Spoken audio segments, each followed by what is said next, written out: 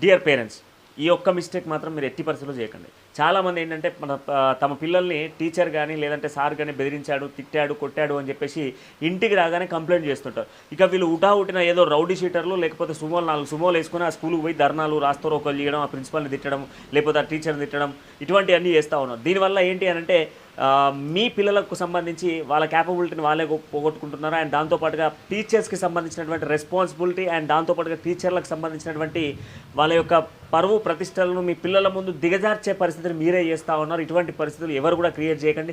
ఒక పిల్లవాడు తప్పు చేస్తేనే స్కూల్లో టీచర్ కానీ లేదంటే అక్కడ ఉన్న సార్ కానీ తిట్టేటువంటి అవకాశాలు ఉంటాయి.